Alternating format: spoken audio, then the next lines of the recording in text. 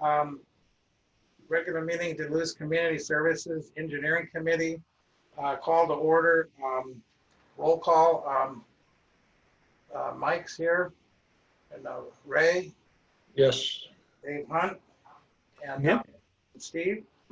Yep. And, we're missing. We're just missing. We're missing Jim, and I guess no. I was going to say Keith, but he's not here. I mean, I think Steve's taken over for that. So everybody's here. Thank you for coming today.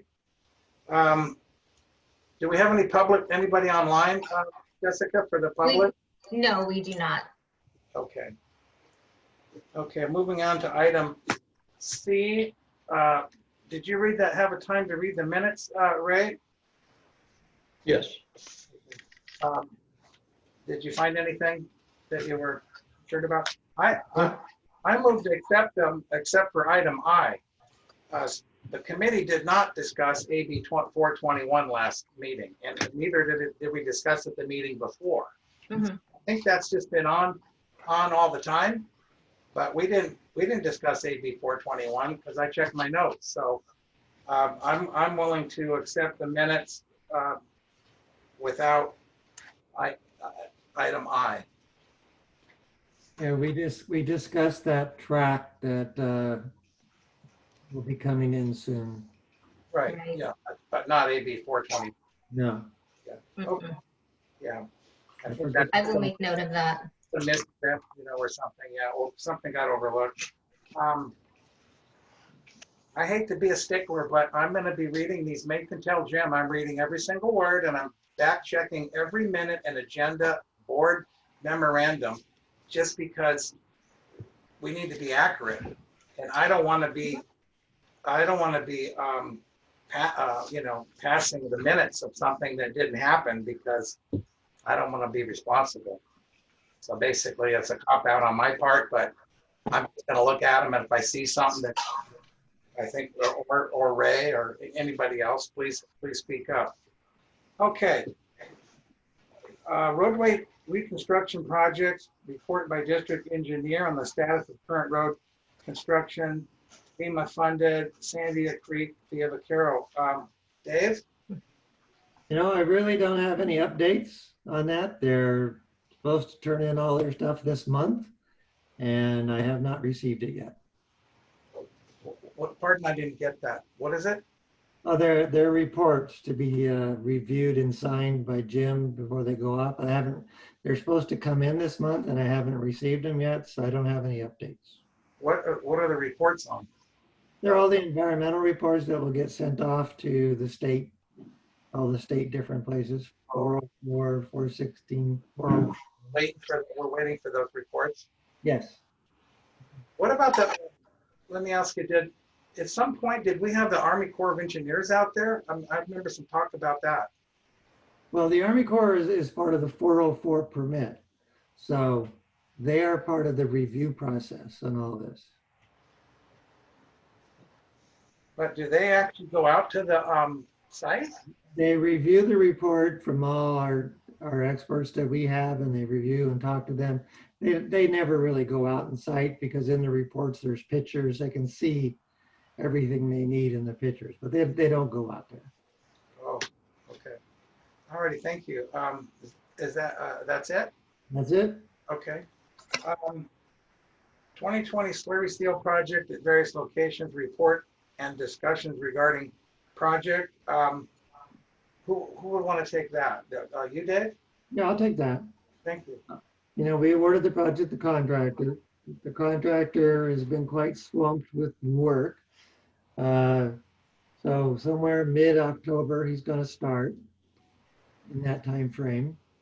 And there's the only condition we have on doing slurry seals, the temperature's got to be above 50 degrees. And in October and November, we're above 50 degrees on average through the whole month. So during the day. And so that really won't be an issue. So most likely we'll start, like I say, the last part of October in those last 2 weeks. We'll get more of that when we come in, and then he'll be done like within a month. So it'll go quickly. Who's the contractor on that? I forgot. All American South. Oh, All American? South. There's All American, there's All American South. All American Asphalt. All American South. Right. Right, Jessica? I think that's what it is. Yeah. So when was Yes. when was this project supposed to start? Was there any a starting date? I mean, once the bid was accepted? Well, once the bid's accepted and we have to, get them to turn their paperwork in and all that, then typically we work with the contractor on getting their crews to be able to get a time frame. And we're negotiating when they can start. So the fastest they can start is then, and it'll still fit into our schedule as far as getting it done without worrying about temperature and stuff. So And then we give them a notice, October? then we give them a notice to proceed, and then they'll go out there and get it done, and we hold them to a time frame in there. But we kind of let them pick their start date because they don't have the crew. And on our specifications, we don't say you have to start by a certain date because there's so many unknowns. Okay. And everybody's put money out for gas tax and SB1 money, and so these guys actually are very busy. Well, that's good. They Yeah, all- one more question on the slurry seal. I had a question about the crack seal part of it.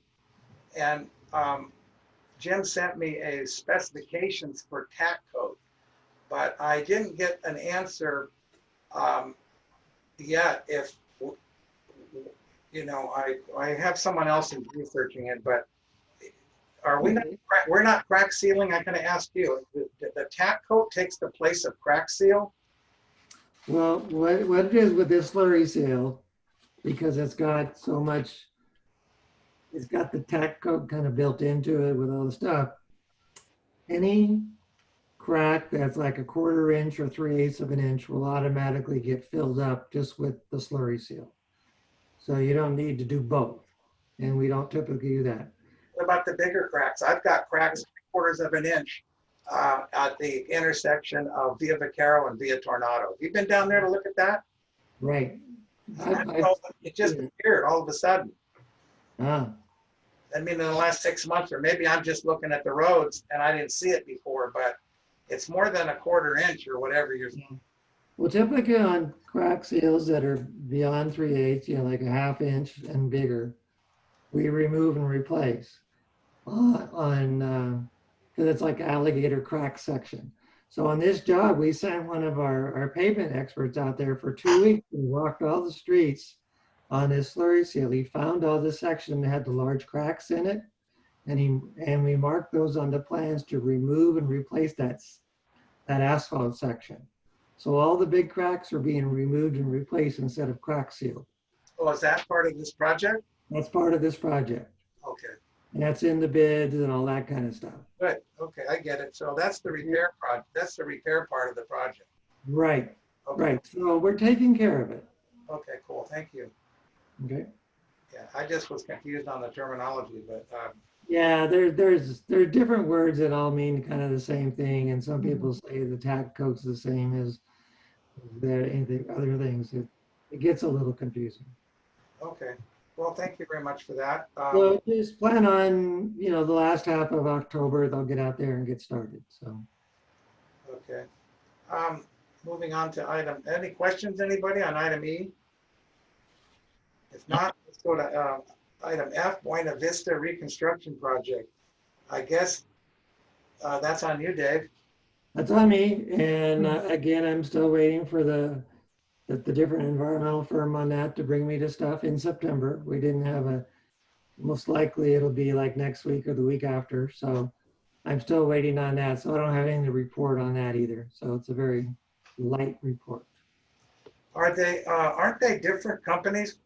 They are different companies. I have 2 different companies. One's Recon and one's Ultra. Yes, Okay, so you're waiting on both of them. I'm waiting on both of them. Another good reason why I didn't want to have the same firm do both, because they seem to all be kind of, backlogged. So the 2 big firms, I gave one each to. Who's doing Buena Vista? Is it, it's Recon, isn't it? Recon, yes. And then they're actually ahead of schedule compared to Ultra Systems. Yeah, yeah, you told us last time they were a little bit dragging their feet. Ultra Systems is, Or yeah, whatever it is. but not Recon. Okay. Well, moving on to G, unless there's any further discussion, we would like to hear from our traffic issues out from Steve. All right, Jessica, you got a PowerPoint for us there? Give me one We're gonna moment. try something new, Mike. Okay, Give me a moment. sounds good.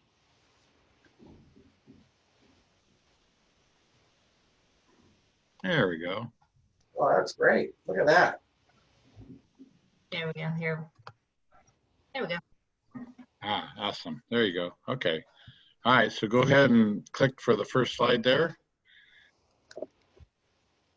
So Mike, along that detour route, you guys as a board took action to impose speed limits, and we sent our Sam out to check it out and make his presence known. And he's indicated that the days that he's been out there, he's been averaging about 5 tickets or so per day for like a 2-hour shift, to give you an idea. So he'd go out there 6 to 8 in the morning or something like that and work it just to see how things are going, see if people are obeying.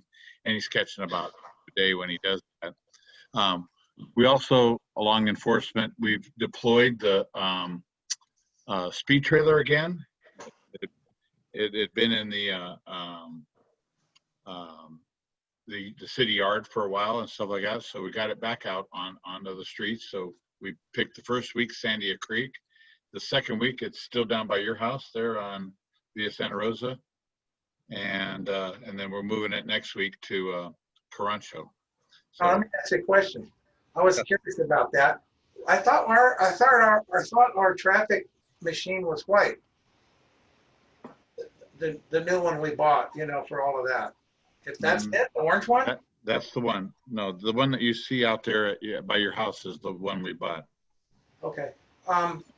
It doesn't say 35 miles an hour anywhere out there, does it? Because I've been driving that road for 15 years. They just upped the speed limit to 50 right before that, and then it says 45. And then, but it's always telling me I'm going too fast, and I'm going 45, 44. So what we're doing, we're trying different things out. I'm teaching the staff that the machine is more than just it's more than just your speed is this. I said you can also give safety messages. You can warn about construction ahead or curves ahead or things like that. So yours is the test case for them to learn how to program it. That you have a 35-mile-an-hour curve sign out there, just south of Via Vaquero. Okay, it is a 50 zone, but the curve sign out there was a 35 zone. So I said use that as a test case, and go ahead and set it up to warn people that it's a 35-mile-an-hour curve ahead, and then let them know what their speed is so that they can maybe be prepared to ease off the gas. I got you. So the sign, the thing you've got out there is actually north of the sign. The sign, the 35-mile-an-hour curve is way south of Via Tornado. Okay. Isn't it? Well, I think the curve is south of the sign, but north of Via Tornado. But it's. I'll check it out. I just, now that I know what the purpose of it is, I'll look and see if it makes sense, but probably does. I thought you were trying to give me a speeding ticket. No, this one doesn't issue tickets. This is just educational. I know, I'm just kidding.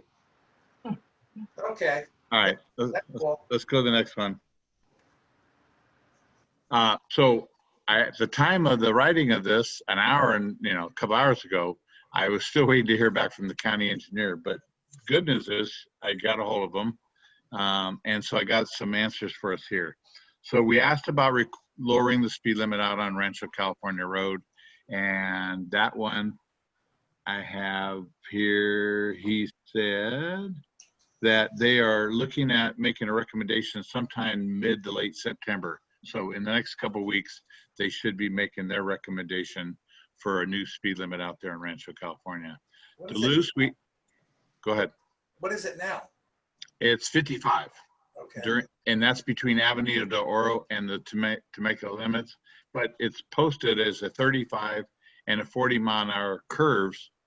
So we're hoping that it'll come in at maybe 40 or 45, you know, kind of a thing to tell people no reason to speed up to 55, just slam on the brakes. It's all curves. It's all curves, exactly. Yeah. And the request for Duluth, they have that one as the first part of October. It's on the schedule for. So hopefully before your October board meeting, we'll be able to but they're going to put the missing markers down and repaint all the center lines and stuff, so you'll have positive guidance there during the winter. Go ahead and hit the next slide. That's a request to the county because that's the county road. I mean, Right. These are all requests to the county. okay, cool. And then the third one was we asked the county to study the possibility of a weight limit restriction on Duluth Road to match what we put on Sandia Creek. We were understanding that the San Diego County was going to restrict both of them. So Riverside County their legal is saying that we probably won't do a weight restriction, but we'll certainly warn people.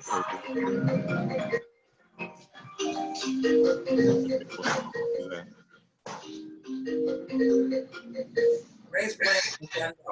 Is that you, Ray? It's time for dinner. No, I catch actually Kathy got a phone call.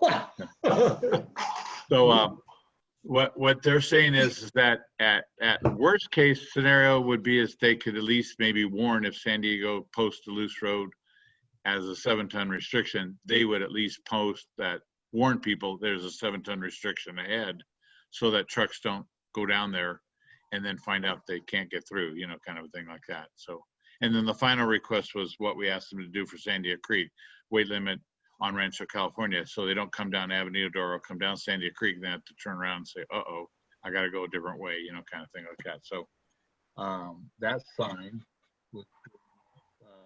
it's on order and it's a special sign and it'll be here in 4 to 6 weeks. This is our latest suggested idea. If you get a chance to go out, both of you, at nighttime, go down to Carancho and drive it south of, or west of, I should say, west of Via Tortuga, I think it's called. There's a series of about 4 or 5 guardrails in that section down there, that mile and a half section. We put this reflective tape on each of the guardrails. So drive through there at night when it's dark and see what you think of that. It's a low-cost solution, and we're thinking it might help provide some positive guidance for, especially during, you know, like rain season and fog and things like that, where maybe the lines don't necessarily show up quite as good as you'd want them to. This is just another thing to let you know about the bend in the road, you know, kind of thing. Is that going to be one of the roads that we are striping on our massive stripe campaign? It is. But I wanted you to see this one before we went and made it look real pretty, because then you'll get to see, okay, I saw it without any reflectivity and stuff on the, you know, the raised pavement markers and things like that. And then Dave's project will be coming through and putting raised pavement markers on this section. So then you'll get to see the combination of the guardrails and the reflective markers. So it really should give you a good idea where to be, you know.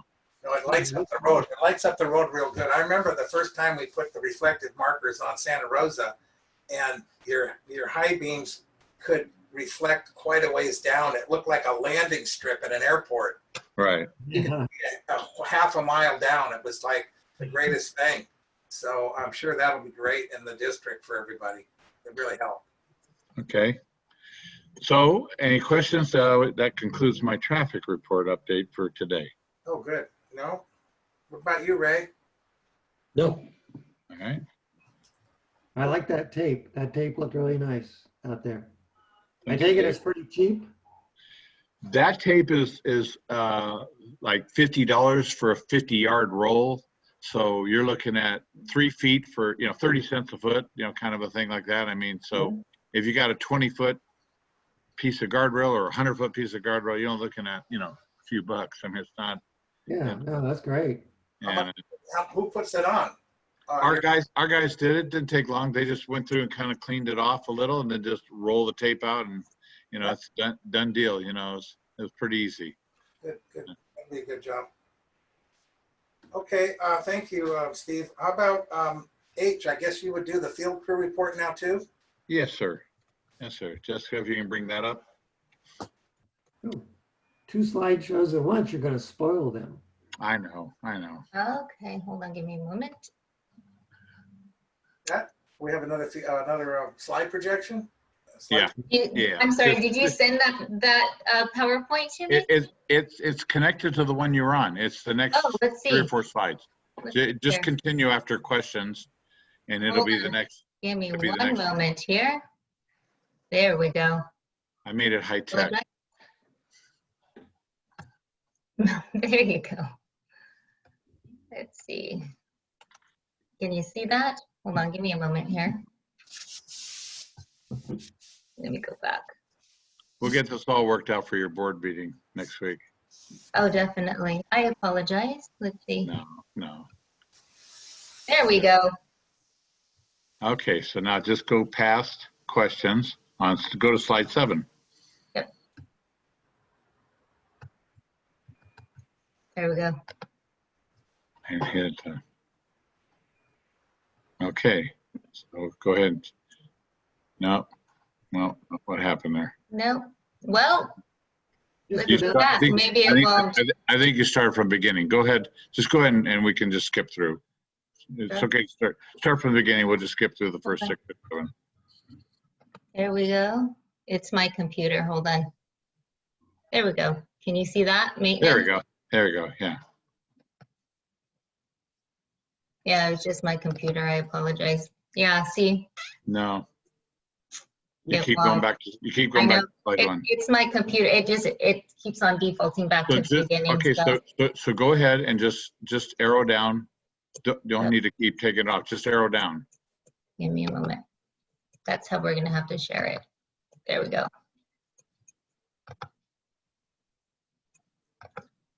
There we go.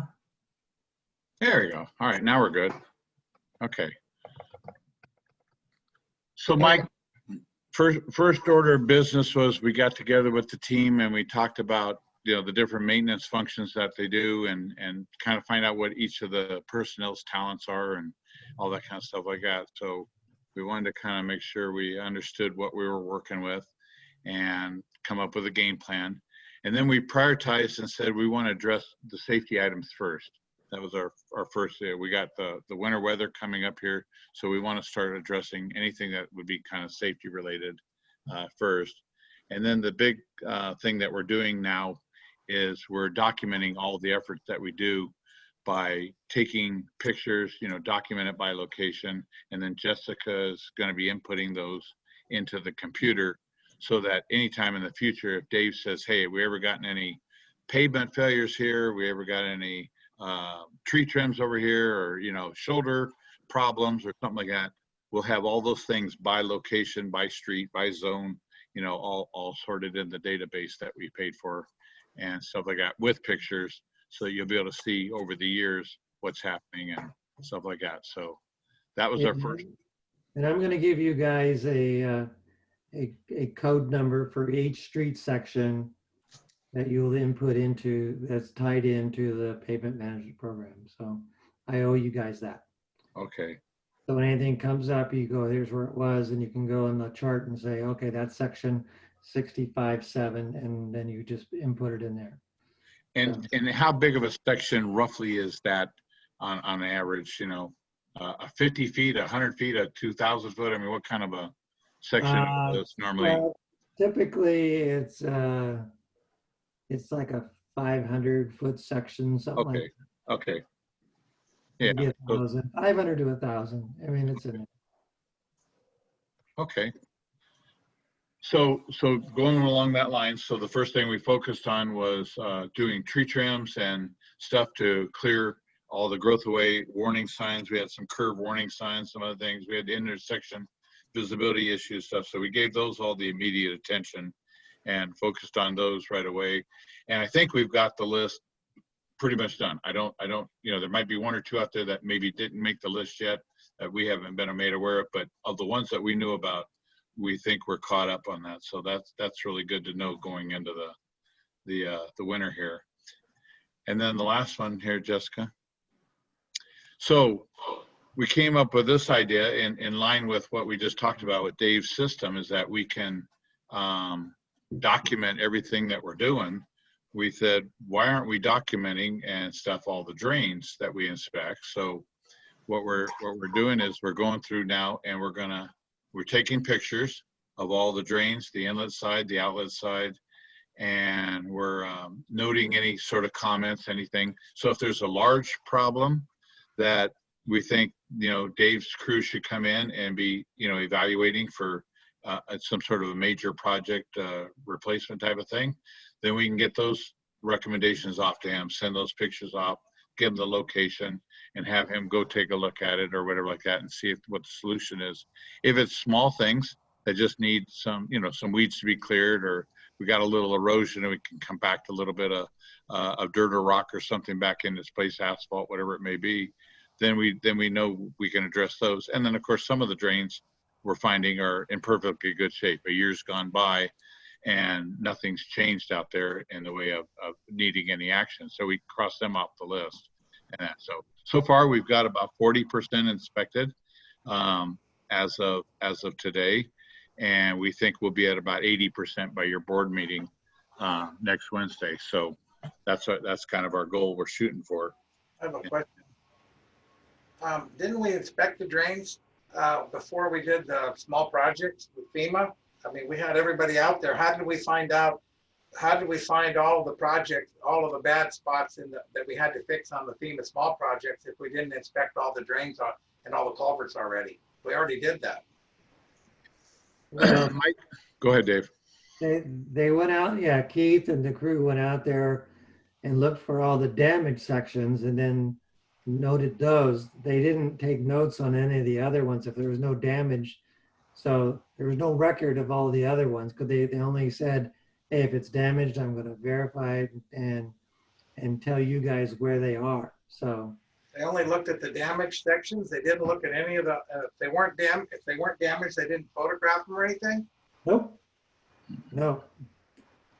I mean, you think matter if they didn't really photograph anything, they just kind of marked it on one of their drawings and then brought it in, and then we sent our guys out there.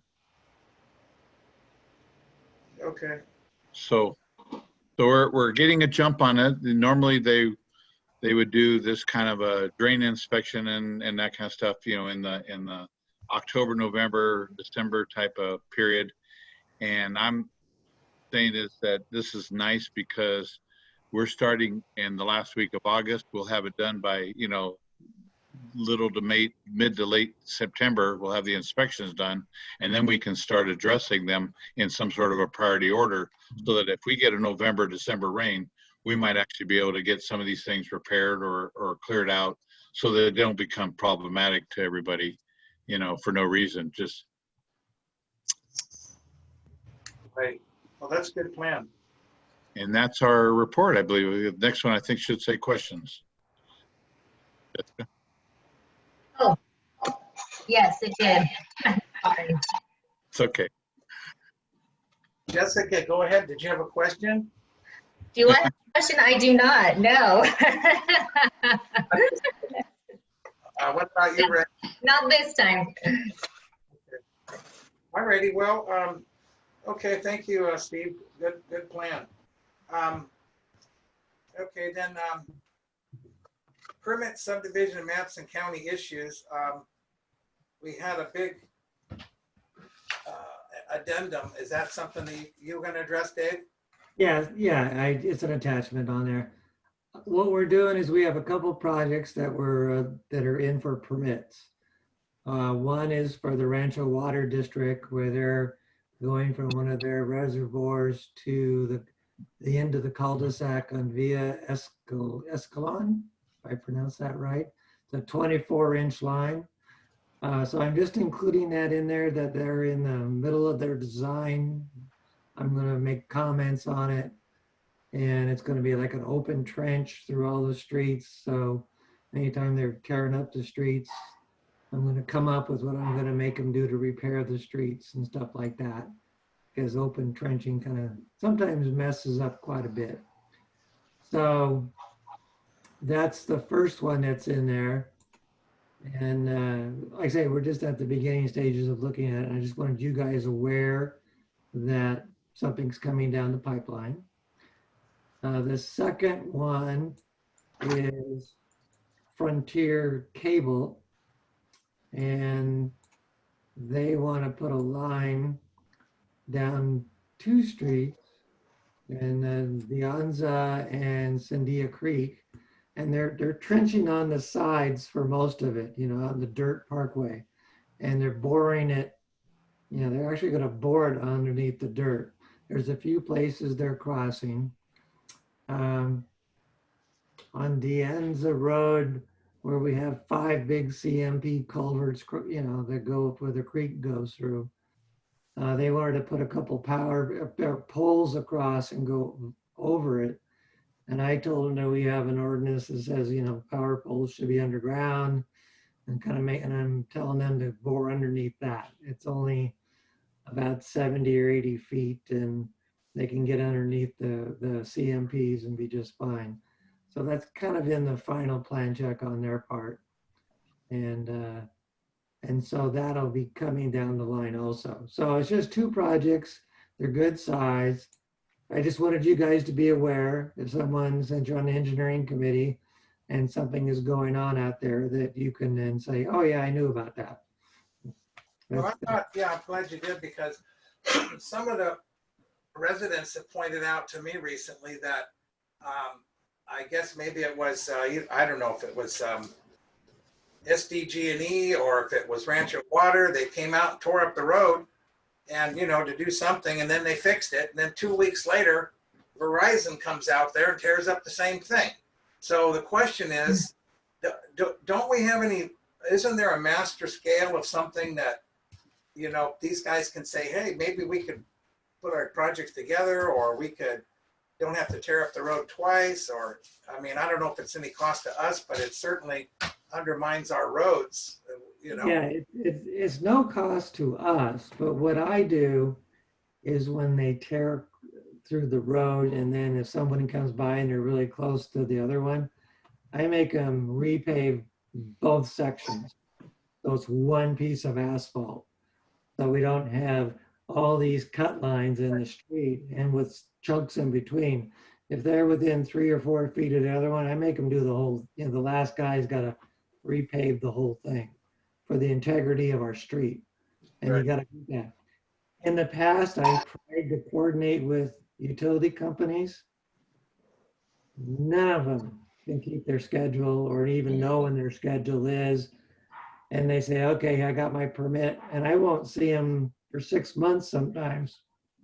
And it's okay, we're ready to build. It's like, you said you were going to be building 3 months ago. I go, yeah, it took us longer to get the contractor on board, or we had a contract issue and this and that. But the master schedule never seems to work in my 40 years of doing this, to be honest with you. I've tried. It just drove me crazy because it was constantly changing, and I just kind of like, better off dealing with it when they come. Just have them repave the whole section if it's too close to the other one. Yeah, and that's in there. And I don't think that's been kind of done out here. Now, in also, and I've been talking to Jim about this, a lot of cities that are more, you know, they go after some of these utility companies. If they're putting a trench down the street in a travel lane, I was making them repave the entire travel lane, you know, and it's more expensive for them. But that's what my city council had approved on trenching and stuff. If you're doing across the street perpendicular, it's just the trench width plus 1 foot outside the trench width, and that's what they pay. If you're going down a travel lane, I make them do the whole lane because of ruts and bouncing around where the tires go. It's really kind of a pain in the neck. Not every city does that though. And I would need the board approval to actually start enforcing that. So I brought that to Jim. He's going to think about it, and then we're going to see if we can move forward on it. Because it's not in your current code of doing that. So anyway, I'm bringing this out now. Well, thank you.